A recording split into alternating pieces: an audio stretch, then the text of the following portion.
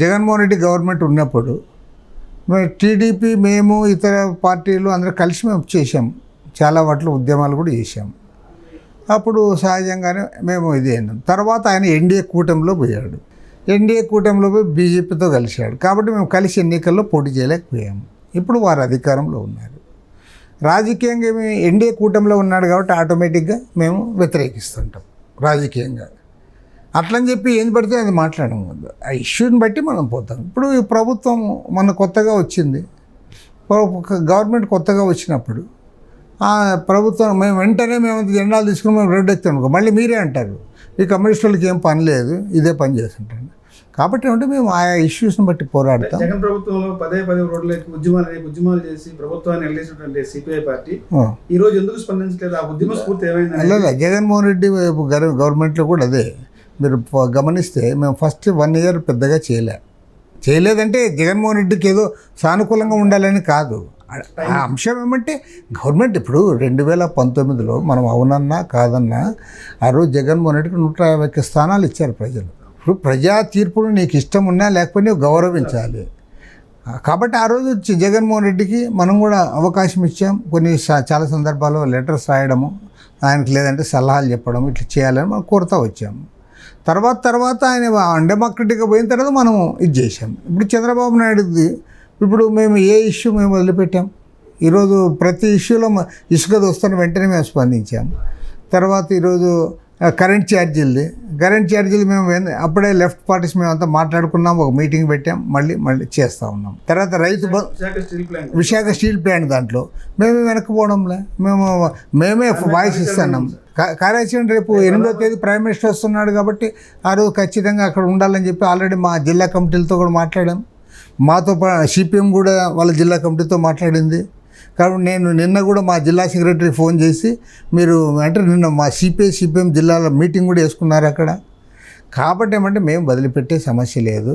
ఇంకొకటి చెప్తున్నా, బీజేపీతో చంద్రబాబు నాయుడు కలిసి ఉన్నంతకాలం మా జెండా ఇంకా 2 జెండాలు ఎక్కువ లేస్తాయి మేము. ఎందుకంటే బీజేపీతో ఎవరు కలిసి ఉన్నా సరే ఖచ్చితంగా మరింతగా మా పోరాటం ఉంటుంది.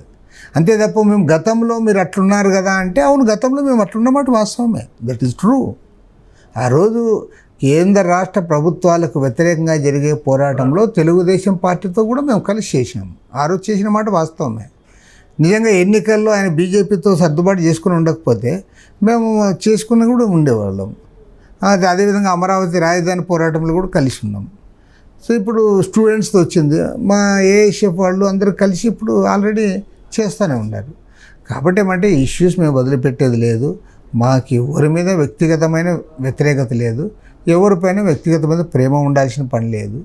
వారు తీసుకునే చర్యలను బట్టి మాది ప్రతి చర్య ఉంటుంది. బట్ జనం ఇష్యూస్లో మాత్రం ఎవరు అధికారంలో ఉన్నా, ఈవెన్ చివరికి మా పార్టీ అధికారంలో ఉన్నా మేము మాత్రం జనం ఇష్యూస్ వదిలిపెట్టలేదు, జనం ఇష్యూలో మాట్లాడతాం. సార్, సిపిఐ పార్టీ భవిష్యత్తులో ఎలా ఉంటుంది? భవిష్యత్ ప్రణాళిక ఏంటి? ఏ రకంగా జనాల్లోకి వెళ్తుంది? ప్రజలు ఏ రకంగా ఆకర్షించబోతున్నారు?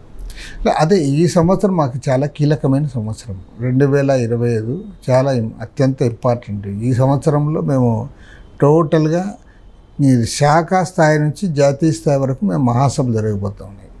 రేపు 2025 సెప్టెంబర్ 21 నుండి 25 తేదీ వరకు చండీగఢ్లో మా పార్టీ జాతీయ మహాసభలు జరుగుతున్నాయి. దానికి ముందుగా రాష్ట్రము, జిల్లా, కింది స్థాయి వరకు కూడా మహాసభలు జరుగుతాయి.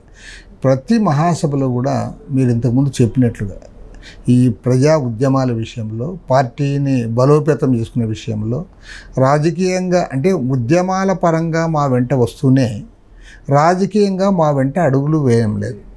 అది మీరు గమనించారు, మేము అదే గమనించాము. ఉద్యమాల్లో వస్తారు, ఉద్యమాల్లో దానికి వస్తారు, మాతో కలిసి ఉంటారు, మేము అంతా ఇది చేస్తాం. కానీ రాజకీయంగా వచ్చేలాగా వాళ్ళు మొత్తం నిలబడడం. దీనిపైన ఇది చేయాలి. రెండోది ఏమంటే కమ్యూనిస్టు ఉద్యమాలు, పార్టీలు ఇవన్నీ కూడా మరింత దగ్గర కావడానికి ఏం అవకాశం ఉందనే దానిపైన, వీటిపైన మా మహాసభల్లో మేము ప్రధానంగా చర్చిస్తున్నాము. కాబట్టి మాకు 2025 సంవత్సరం చాలా కీలకమైన సంవత్సరము. ఈ సంవత్సరం మేము దీన్ని ముందుకు తీసుకుపోతాం. ప్రత్యేక హోదా గురించి ఏమైనా భవిష్యత్తులో ఉద్యమం చేసే అవకాశం ఉంది సార్? ప్రత్యేక హోదా కానీ స్టీల్ ప్లాంట్ చేస్తున్నాము. స్టీల్ ప్లాంట్ది ఖచ్చితంగా దాన్ని ఇంకా అంత ముందుకు తీసుకోవాల్సిన అవసరం ఉంది, అది చేస్తాము. ప్రత్యేక హోదాకు సంబంధించి ఏమంటే ఈ నరేంద్ర మోడీ ప్రభుత్వం ఉండగా సక్సెస్ కాలేము. కాబట్టి ఒకవేళ ప్రత్యేక హోదా అంశము విషయంలో రాహుల్ గాంధీ చాలా ఫర్మ్గా ఆయన నిలబడ్డాడు. కాబట్టి ఏమంటే ఎన్నికల సందర్భంలో రాహుల్ గాంధీ ఆ అజెండా ముందుకు తెస్తే మళ్ళీ ఆ అంశం ముందుకు రావడానికి అవకాశం ఉంటుంది. అప్పుడు మాత్రమే దానికి కొంత పబ్లిక్లో కొంత ఇది వస్తుంది. మామూలుగా ఇప్పుడు చెప్పడం వల్ల అంత పెద్దగా దానికి రాదు. ఎందుకంటే అందరికీ అర్థమైపోయింది మోడీ ఉండగా ఇవ్వడు అనేది. కాబట్టి ఇంకా మోడీ పోవాలి, అదే ఇండియాలో కీలకంగా ఉన్నారు కదా టీడీపీ కానీ జనసేన ఇలా. వీళ్ళ ఇండియా ఆయన వారి మాట ఏంటన్నారు కదా, వీళ్ళు అడిగే పరిస్థితి లేదు, వీళ్ళ వాయిస్ ఏం లేదు అక్కడ. ఇప్పటికే అంటున్నాం కానీ యాక్చువల్గా చెప్పాలంటే బీజేపీ బలం పోయినసారి కంటే తగ్గింది. పార్లమెంట్లో ఈ 240 సీట్లకు పరిమితం అయ్యారు. ఈరోజు టీడీపీ, జేడీయూ, జనసేన ఇట్లా పార్టీలపైన ఆధారపడి వాళ్ళు గవర్నమెంట్లో ఉన్నారు.